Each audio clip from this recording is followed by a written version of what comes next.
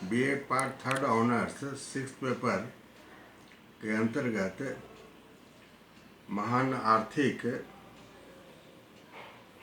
विकास के देश great Britain से संबंधित एक महत्वपूर्ण प्रश्न है कि ग्रेट ब्रिटेन की औद्योगिक तथा वाणिज्यिक सर्वश्रेष्ठता supremacy industrial and commercial supremacy of Great Britain में ह्रास होना प्रारंभ हुआ। उसके प्रमुख कारण कौन कौन से हैं?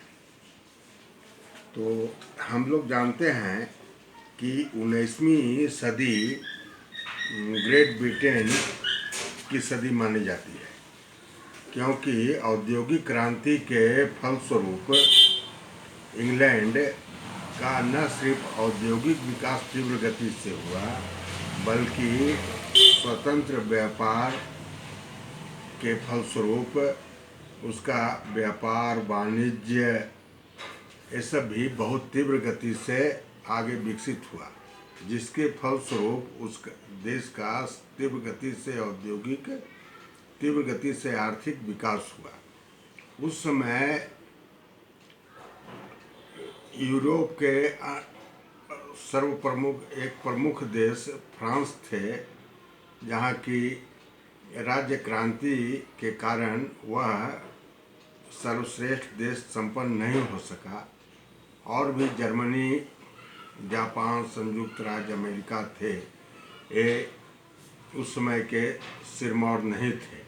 तो औद्योगिक तथा वाणिज्यिक विकास में सबसे बढ़ चढ़ करके स्थान ग्रेट ब्रिटेन का ही था, और उसका साम्राज्य भी उन्नति के शिखर पर था।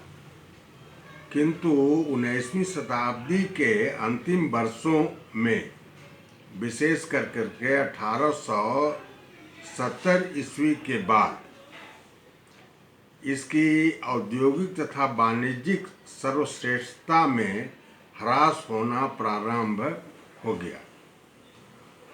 यद्यपि ब्रिटेन अपने देश की सर्वश्रेष्ठता को बनाए रखने के लिए बहुत सारा प्रयास किया।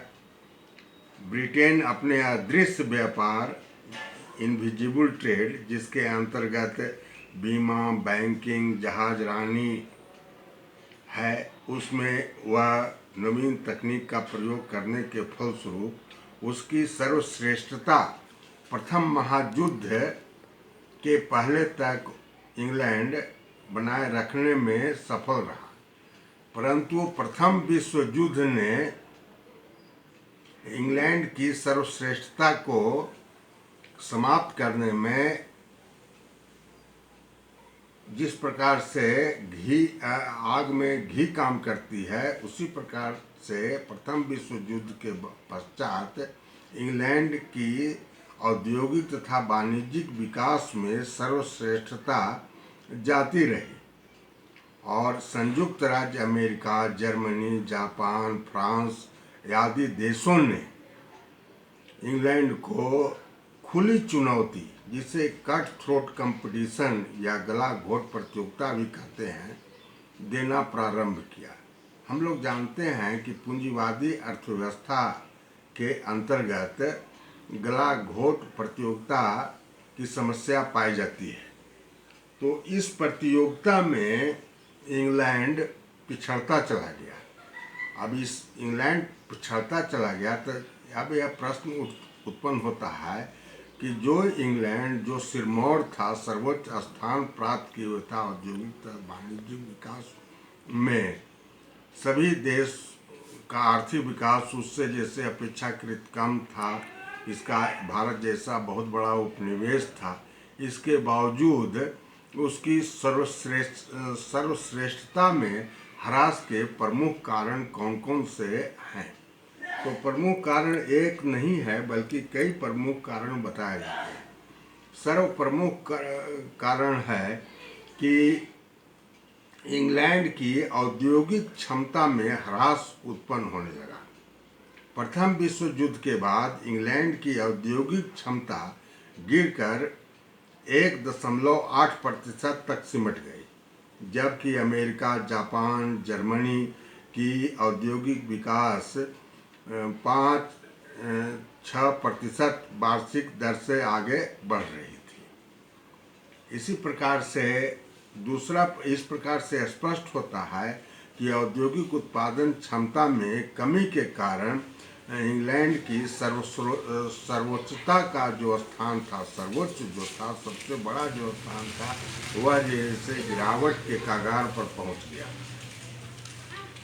तो दूसरा जैसे प्रमुख कारण है अंतर्राष्ट्रीय व्यापार, जिसमें स्वतंत्र व्यापार। इंग्लैंड हमेशा स्वतंत्र व्यापार, लेसे फेयर इकोनॉमी का पक्षधर जैसे रहा, जबकि उस समय संयुक्त राज्य अमेरिका, जर्मनी, फ्रांस, जापान, इस सब में संरक्षण की नीति पर काम कर करके उद्योगों का तथा व्यवसायों का सरकार तीव्र गति से विकास कर रही थी। तो संरक्षण की नीति पर नहीं रहने के कारण इंग्लैंड में औद्योगिक तथा वाणिज्यिक विकास की दर गिरने लगी और दूसरे देशों के औद्योगिक तथा वाणिज्यिक विकास की दर बढ़ने लगी। इस प्रकार से सर्वोच्चता में गिरावट का दूसरा प्रमुख कारण है स्वतंत्र व्यापार का पक्षधर होना तथा संरक्षण की नीति की अवहेलना करना। इसी प्रकार से एक तीसरा प्रमुख कारण है कि ग्रेट ब्रिटेन का जो अंतर्राष्ट्रीय व्यापार होता था, उसमें प्रमुख रूप से उपभोक्ता वस्तुओं की प्रधानता रहती थी। ब्रिटेन द्वारा जो निर्यात किया जाता था, उसमें के अंतर्गत उपभोक्ता वस्तु जैसे सूती वस्त्र उद्योग और जैसे उपभोक्ता संबंधी खाद्यान्न की वस्तुएं, ये सब जैसे यहाँ की प्रधानता रहती थी, जबकि उनके समकालीन दूसरे जो देश थे वे पूंजीगत वस्तुओं का निर्यात प्रमुख रूप से करते थे। तो उपभोक्ता वस्तुओं का निर्यात पर आधारित रहने के कारण इंग्लैंड का वाणिज्यिक ह्रास हुआ। उसी प्रकार से एक प्रमुख कारण माना जाता है स्वर्ण मान का पतन।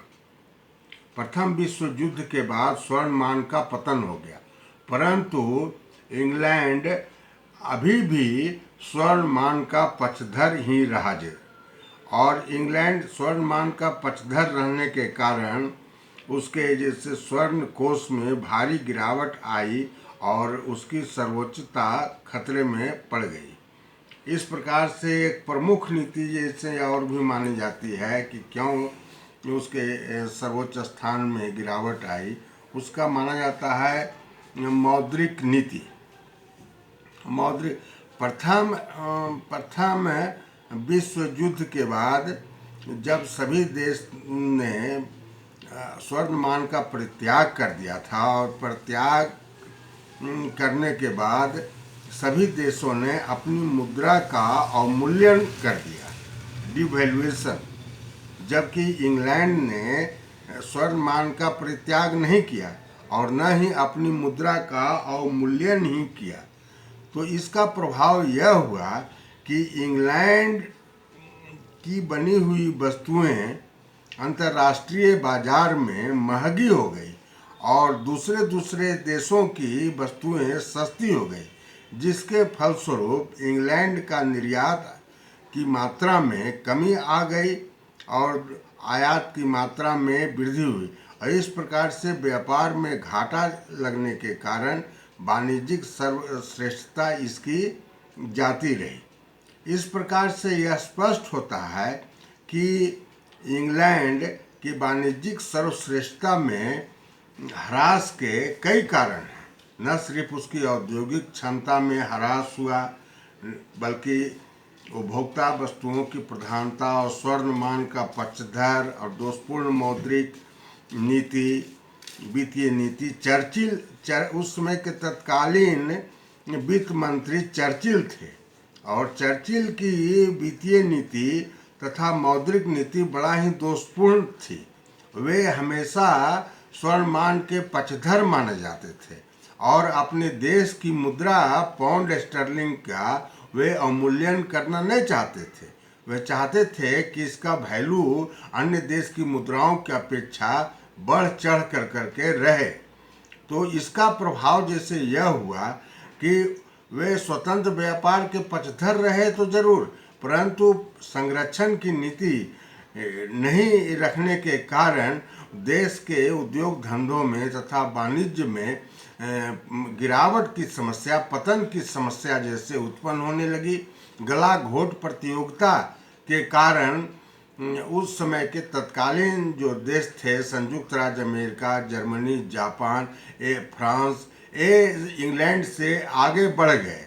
उद्योग के क्षेत्र में, वाणिज्य के क्षेत्र में, व्यापार के क्षेत्र में, सभी क्षेत्रों में उसका तीव्र गति से आर्थिक जैसे विकास हुआ। इस प्रकार से यह स्पष्ट होता है कि महान देशों के आर्थिक विकास के इतिहास में ग्रेट ब्रिटेन, जो कि 19वीं शताब्दी 1870 ईस्वी तक औद्योगिक क्रांति के फलस्वरूप सर्वोच्च स्थान पर बरकरार था, विद्यमान था और उसकी सर्वोच्चता दशकों तक चालू रही, परंतु प्रथम विश्व युद्ध के बाद विजिबल ट्रेड प्रमुख रूप से अंतर्राष्ट्रीय व्यापार के अंतर्गत निर्यात में भारी कमी होने के कारण और स्वर्णमान का पक्षधर होने के कारण और दोषपूर्ण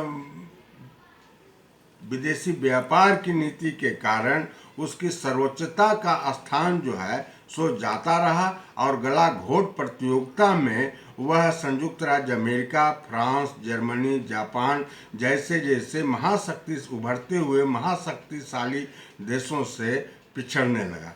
इस प्रकार से यह स्पष्ट होता है कि जिस प्रकार से बदले हुए समय में किसी भी अर्थव्यवस्था को अपने ढांचों में परिवर्तन करना चाहिए, अपनी मौद्रिक नीति में, वित्तीय नीति में परिवर्तन करना चाहिए।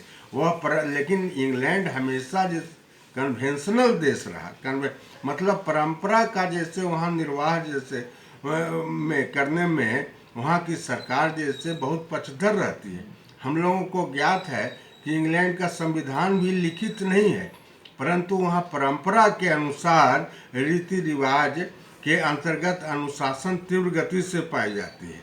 परंतु आर्थिक या विदेशी व्यापार में उच्चावचन के चलते, ट्रेड साइकिल्स के चलते और गला घोट प्रतियोगिता के कारण इंग्लैंड, जो कि एक समय में सिरमौर था, सर्वोच्च स्थान प्राप्त किए हुए था, विशेष करके प्रथम विश्व युद्ध के बाद उसकी आर्थिक स्थिति में भारी गिरावट आई। इसके लिए बहुत हद तक बहुत सारे आर्थिक तथा सामाजिक कारण बताए जाते हैं, लेकिन बहुत हद तक इंग्लैंड की दोषपूर्ण मौद्रिक तथा वित्तीय नीति, व्यापार नीति, स्वतंत्र व्यापार की नीति मानी जाती है।